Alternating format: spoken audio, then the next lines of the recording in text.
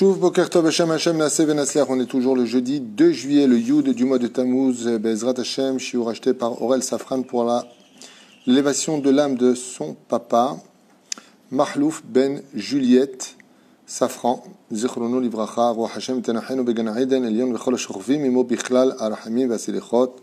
Vechen yiratzon venomar amen. On en profitera pour ajouter aussi le nom de 3 scarot, Rachel bat Esther, Julie bat Gemara, Moshe ben Bechi, Bezrat Hashem. וכל עם ישראל שהלכו לבית עולמם, רוח השם תנחנו מגן עדן עליון, רפואה שלמה pour tous les malades d'Israël sans exception, ושנזכה להגדיל תורה לאדירה. On est dans Masechet Avot. Un petit clin d'œil à Ruben Ayakar de Marseille, David, Shem Varech Etrem, toutes les familles là-bas, qui suivent donc Pirkei Avot, qui aiment beaucoup Pirkei Avot. Et là, on va sauter 2 Mishnayot, parce qu'on les a fait et refait. Vous les retrouverez sur le site Torah Traim. On passe à la Mishnah Tête du 4e chapitre de Masechet Avot avec Rabbi Yonatan. Alors Yonatan, d'ailleurs très joli nom, Yonatan Omer. Qu'est-ce que vient nous apprendre ici Rabbi Yonatan? Kol hamekayem et Torah me'oni. Tout celui qui viendra respecter et accomplir la Torah dans la pauvreté, sofo le kayema be'osher, finira par continuer à étudier la Torah mais dans la richesse. Et tout celui qui viendra annuler la Torah alors qu'il était riche, sauf les vatlameoni, eh bien finira par l'annuler dans la pauvreté. En d'autres termes, ici la Mishnah de Rabbi Yonatan vient nous apprendre qu'il y a un rapport direct entre le monde de l'étude de la Torah et le monde des finances, 12 Zvouloun et Issachar, ou comme l'explique Rabbi Nachman dans le monde des Sphirot, que des Rachagav, que du même monde d'où vient la Torah, qui est le Olam de la Beria, viennent les Neshamot d'Israël et la Parnassa de l'homme. Ces 3 niveaux qui sont reliés au même palier, le monde de la Beria, le monde de la création. Alors, Bo Nigre Ksat Ba'omek, en français ça ferait quoi cette Mishnah? Tout celui qui accomplit la loi de Dieu dans l'indigence l'accomplira un jour dans l'opulence, et celui qui transgresse la Torah de Dieu dans l'opulence la transgressera en fin de compte dans l'indigence. Voilà, bon, c'est du français.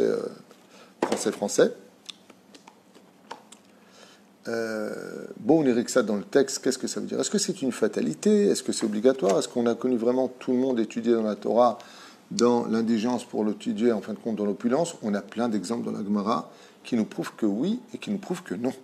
On a des gens qui ont étudié la Torah dans la pauvreté et qui ont fini de l'étudier dans la richesse. On peut en citer des dizaines comme cela, comme Rabbi Akiva, qui a étudié la Torah dans une très grande pauvreté, avec d'énormes sacrifices, et qui en fin de compte est devenu héritier de Kalba Savoua, et qui est devenu extrêmement riche. On a Rabbi Eliezer ben Orkanos, qui a étudié la Torah dans une telle pauvreté qu'il a mangé de la terre pendant 7 jours, n'ayant pas de quoi se nourrir, pour en fin de compte héritier de Orkanos, son père, qui était extrêmement riche, et donc il a étudié dans l'opulence. Nous avons Hillel Hazaken, qui de la même façon a étudié la Torah dans une pauvreté telle qu'on dit qu'il n'y a pas eu plus pauvre que Hillel Hazaken, et qui a étudié la Torah, et en fin de compte est devenu immensément riche. Vous avez Rabbi Yochanan de Yerushalayim, dans Masechet Ta'anit Kafalef par exemple, qui a étudié la Torah dans une telle pauvreté qu'il était sorti de la yeshiva pour aller manger quelque chose, trouver un petit travail, qui en fin de compte est devenu prince de la Torah. Et la liste est très longue. On a énormément de gens qui ont étudié la Torah dans la richesse, dans la pauvreté, et en fin de compte sont devenus extrêmement riches, et dans les contemporains, y compris Rabbi Ovadia Yosef. Quand on voit sa vie, je ne sais pas si vous l'avez déjà vu, sa biographie, mais il était tellement pauvre à la maison quand il était étudiant yeshiva qu'il n'y avait qu'une paire de chaussures pour plusieurs frères. Il sortait au fur et à mesure, un jour sur 2, 3, parce qu'il n'y avait pas de chaussures, jusqu'au jour où le petit Rav Ovadia Yosef, à l'époque, est devenu l'aigle de la Torah et de la halacha. Maran Rav Ovadia Yosef, surtout Yagan Alenu, en fin de compte, eh bien, un jour, il a demandé à sa mère si les smartout, les smartout, j'ai oublié le nom, c'est pas grave, serpillière, que sa mère venait de mettre à la poubelle. Écoutez bien, le Rav Ovadia avait, je crois, 6-7 ans. Il lui a dit à sa mère: maman, les serpillières que tu as mis à la poubelle, et c'est pour la poubelle. Et elle lui a dit: oui, elles sont plus valables pour laver le sol. Et ce qu'a fait le Rav Ovadia, il a pris ses serpillières et il en a fait une espèce de chaussure qu'il a attachée comme ça au bout de ses orteils et au bout de sa cheville pour en faire une espèce de ballerine. Et il est parti étudier la Torah avec des serpillières aux pieds, alors que par la suite, Baruch Hashem, il avait une Volvo, un chauffeur qui lui ouvrait la porte, comme le Rav Messas, comme le Rav Ben-Sion Abba Shaul, comme le Rav et le Rav et le Rav et le Rav. Donc on a comme ça une promesse que tout celui, comme on a vu avec Rabbi Yossi Ben Pazi dans la Mishnah précédente, qui est venu étudier la Torah, parce que celui qui étudie la Torah a un lien direct avec l'argent, la reine, ça veut dire quoi? La Torah est un aimant qui amène, pour celui vraiment qui a de la Torah en lui, on a envie de tout lui offrir, tout lui amener, comme mon Rav, quand il vient les fêtes, il n'a pas besoin de chercher le loulav, il n'a même pas besoin d'y aller, parce que chaque élève vient avec un arsenal de loulav. Quand il doit aller à un mariage, il a 15 voitures de ses élèves, les plus belles, qui l'attendent dehors pour prendre le Rav et l'emmener. Donc voilà, il y a une espèce de situation où quand vraiment on est dans la Torah, pas chauffer les bancs, mais vraiment devenir un grand Torah, sans chercher ça, c'est l'argent qui te court derrière, c'est les honneurs qui te courent derrière. Et c'est ce que nous dit la Mishnah. Et on a connu d'autres personnes qui ont étudié la Torah dans une grande pauvreté et qui sont morts dans une grande pauvreté, comme Rabbi Elazar, par exemple, dans la Gemara, par Rabbi Elazar, fils de Rabbi Shimon Bar Yochai. Mais Rabbi Elazar, tout court, lui et d'autres ont étudié la Torah et ne sont pas spécialement devenus riches. Mais il faut quand même reconnaître que dans l'étude générale, il y a des raisons à cela. C'est-à-dire que de la sphira dans laquelle ils venaient, ils ne pouvaient pas devenir riches par rapport à une sphira qui était très élevée, qu'on appelle Keter Chochma Bina, tandis que les autres venaient d'une sphira qu'on appelle les sphirot Tartonot, Bezrat Hashem, donc ce qu'on appelle Zer Anpin, Zer Arich Anpin, donc ce sont des Moussagim Alpi Kabbalah, et ça dépend d'où venait leur âme. Il faut quand même admettre que quand on lève les yeux sur l'histoire, la grande majeure partie des gens qui ont étudié la Torah dans la pauvreté l'ont étudié dans la richesse. Et s'ils ne sont pas devenus riches, comme le Rav Shteman par exemple, qui a étudié la Torah très pauvrement et qui est mort dans une simplicité, une pauvreté qui faisait comme le Chafetz Chaim, c'est parce qu'ils ne l'ont pas voulu. C'est-à-dire que quand on vous dit voilà le Rav Shteman ou le Rav un tel ou le Rav un tel, oui, mais c'est parce qu'ils ne l'ont pas voulu. Parce qu'en claquant des doigts, ils auraient eu autant de maisons qu'ils veulent, et autant de voitures qu'ils veulent, et autant de richesses qu'ils veulent. Parce qu'ils ont fait des brachot, parce qu'ils ont réussi à relever des gens, parce que. Les éperouches d'avar que je dirais grandement que oui, c'est vrai, que quand on étudie la Torah dans la pauvreté, si vraiment on est sérieux avec cette Torah, si vraiment on fait du Zikouï Yarabim, si vraiment on est 100% vis-à-vis d'Hachem, sans chercher ces intérêts-là, eh bien c'est la Torah qui devient un aimant pour la richesse qui nous tourne autour. Tov. Bon, on ira Arshav dans les textes.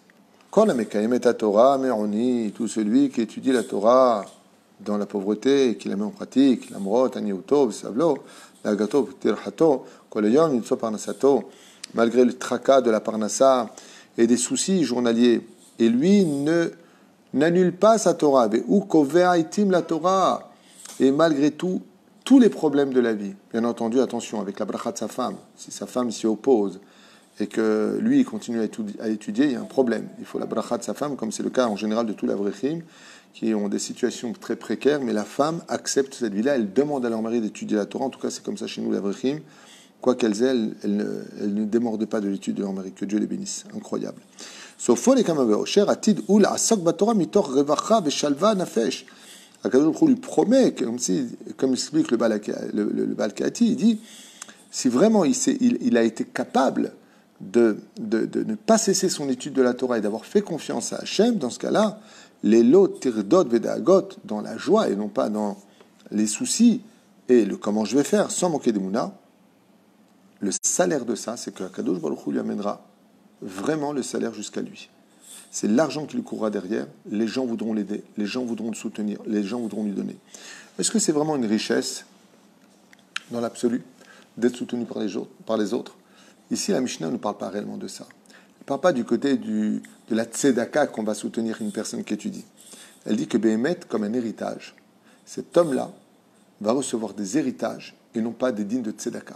C'est-à-dire que les hommes autour voudront avoir un chelek avec lui, avoir une partie de son mérite, de l'étude et de la kedusha qui est en lui, et mettront à son service, eh bien, leur bien matériel, non pas comme une tzedaka, allez, viens, je t'aide, comme ça tu peux étudier, mais comme Zvulun et Issachar, ce qui n'est pas indigne de tzedaka.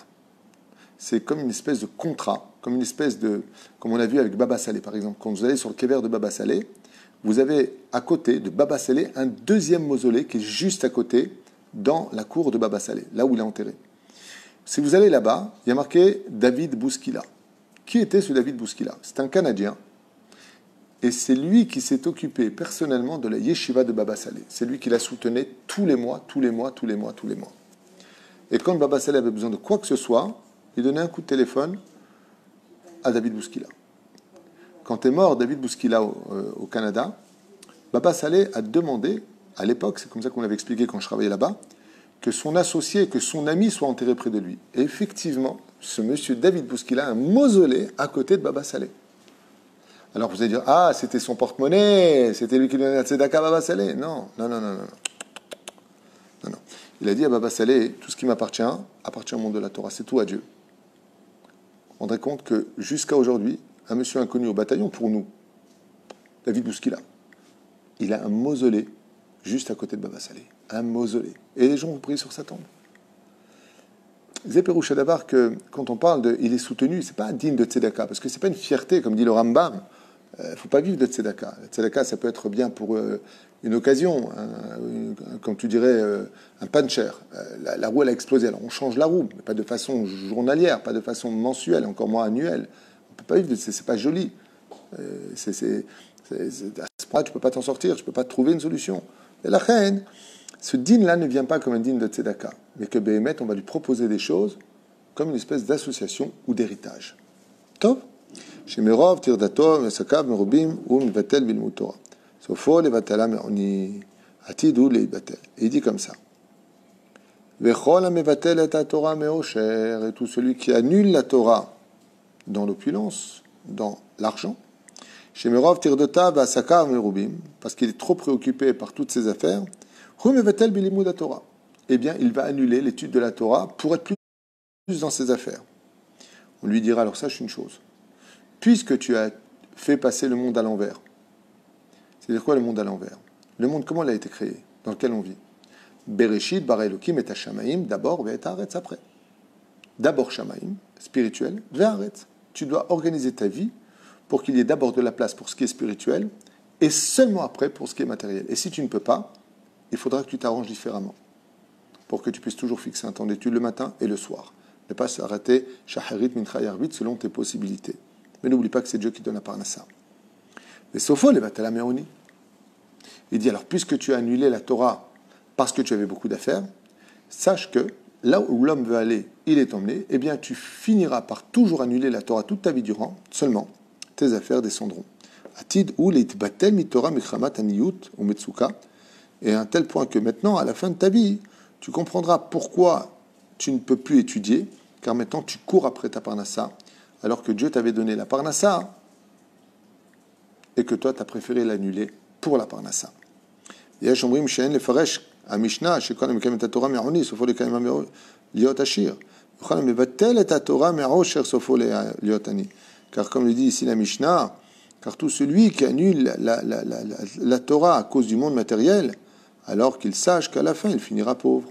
שהרי רואים אנחנו אנשים מקיימים את התורה מעוני ולא זכו לקיימה בעושר. Donc comme je vous ai dit tout à l'heure, il le dit ici, on a vu aussi des pauvres étudier la Torah dans la pauvreté et qu'on n'a pas pu spécialement devenir riche. Et car roim kama rechaim metim ashirim.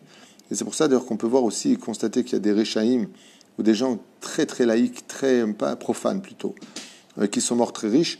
Et la perouche adverim ou chez ish amekayem et Torah me'oni.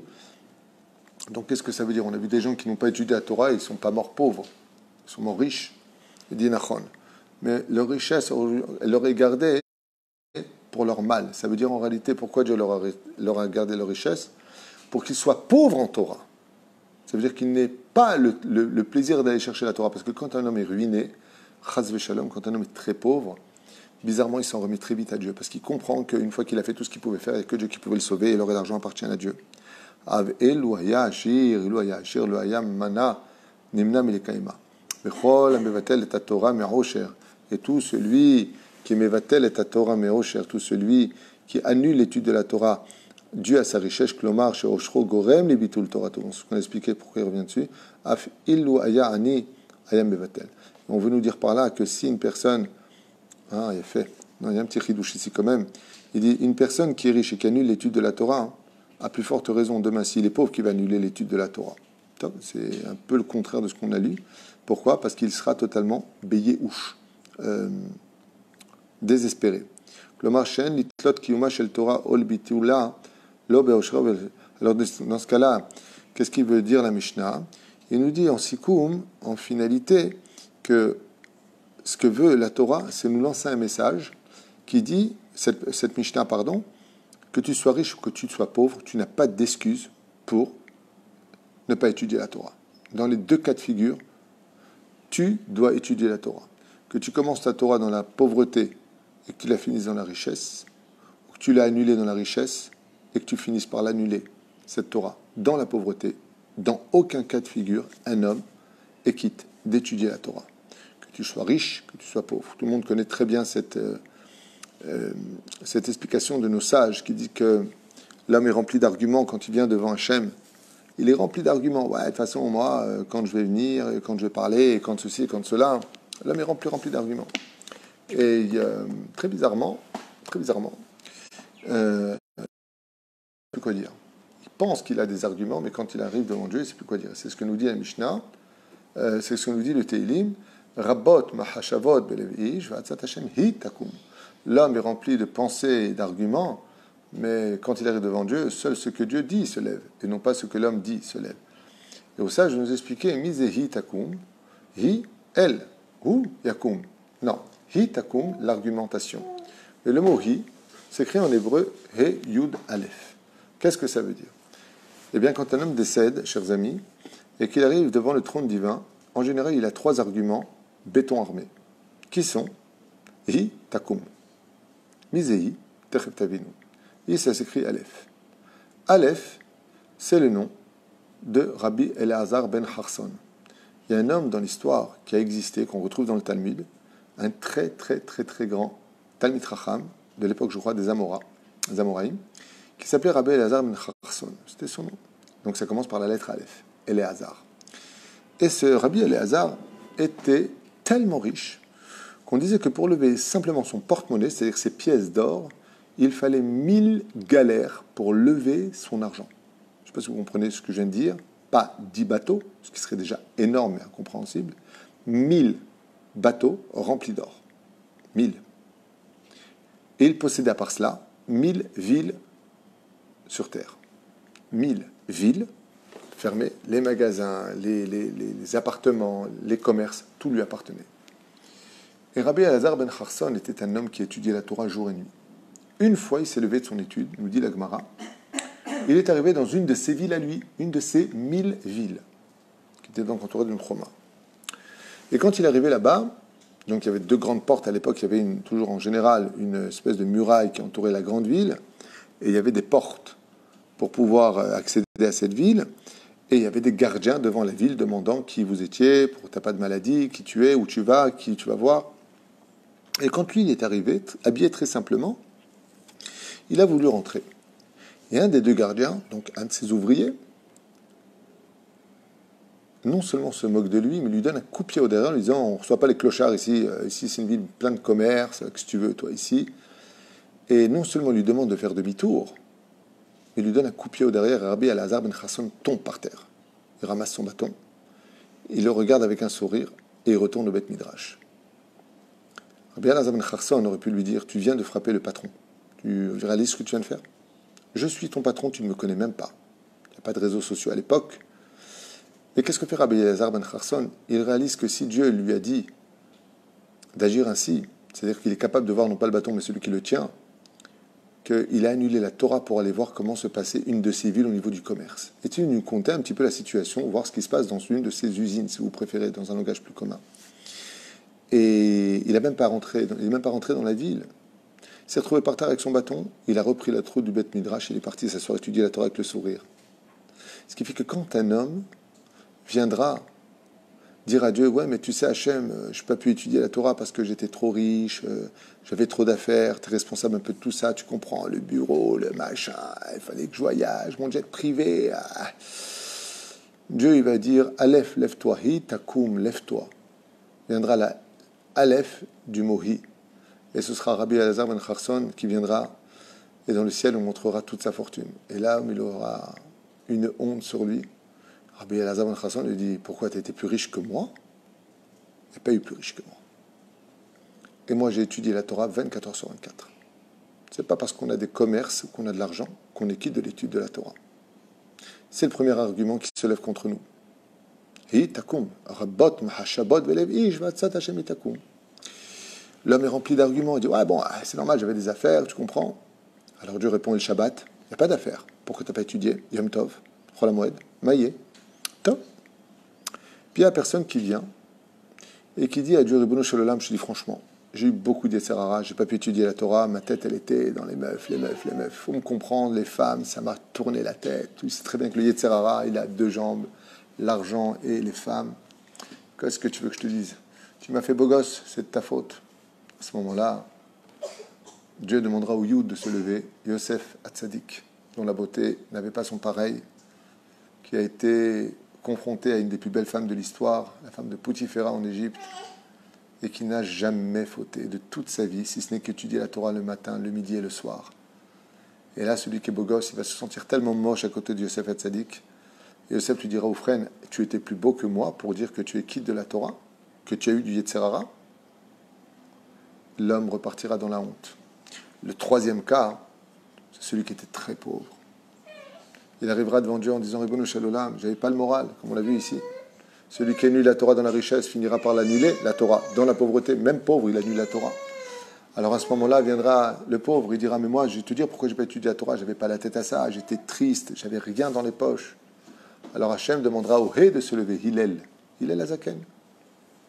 Et il dira, Oufren, tu as été plus pauvre que Hillel Azaken, qui a été l'homme le plus pauvre de toute l'histoire de l'humanité, qui n'avait même pas de quoi payer pour rentrer à l'Yeshiva, qui mangeait un morceau de pain tous les je ne sais pas combien, et qui pourtant n'a jamais cessé d'étudier la Torah le jour comme la nuit alors qu'il était bûcheron, et qui vendait un peu de bois pour pouvoir juste acheter un peu d'eau, un peu de farine par jour pour manger lui et sa famille, et payer le reste à la Yeshiva.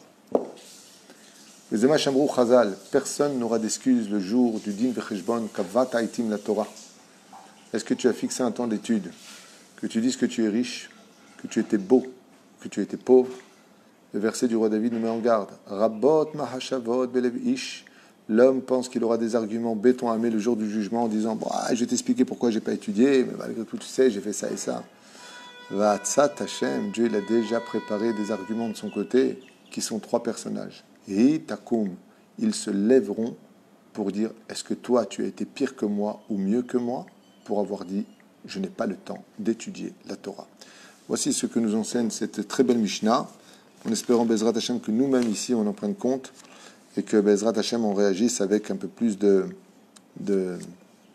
finesse d'esprit et d'humilité.